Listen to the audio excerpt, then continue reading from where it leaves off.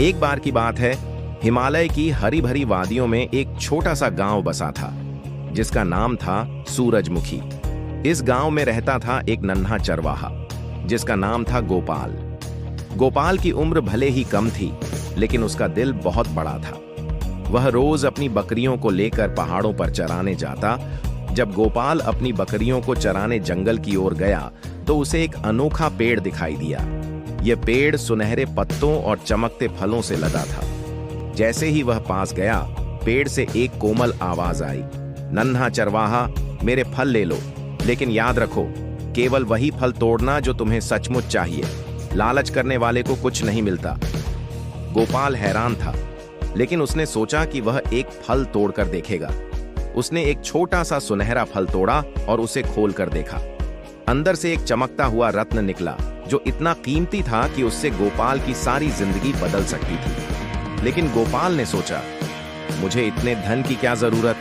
मेरी बकरियां, मेरा गांव और मेरा छोटा सा घर ही मेरे लिए काफी है। उसने वह रत्न एक गरीब बूढ़ी औरत को दे दिया जो गांव में अकेली रहती थी और जिसके पास खाने को कुछ नहीं था।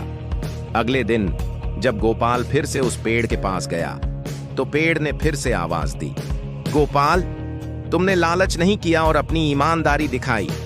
अब मैं तुम्हें एक विशेष उपहार दूंगा। पेड़ की जड़ों से एक छोटा सा पौधा उगा जिसे गोपाल ने अपने घर के आंगन में लगाया।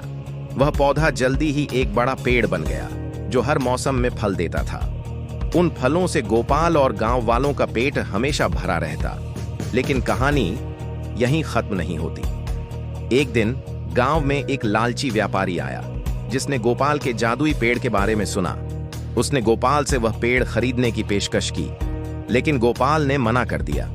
व्यापारी ने गुस्से में आकर रात को पेड़ काटने की कोशिश की, लेकिन जैसे ही उसने कुल्हाड़ी उठाई, पेड़ गायब हो गया। सुबह जब गोपाल उठा तो पेड़ फिर से अपने स्थान पर था, जैसे कुछ हुआ ही ना हो। गोपाल ने गांव वालों को इकट्ठा किया और कहा, यह पेड़ हमें सिखाता है कि ईमानदारी और दयालुता ही असली धन है। जो लालच करता है वह हमेशा खाली हाथ रहता है। गांव वाले गोपाल की बात से प्रेरित हुए और उन्होंने मिलकर अपने गांव को और भी समृद्ध और खुशहाल बनाया। नैतिक शिक्षा, ईमानदारी और दयालुता से मिला सुख लालच से मिले धन से कहीं अधिक कीमती होता है।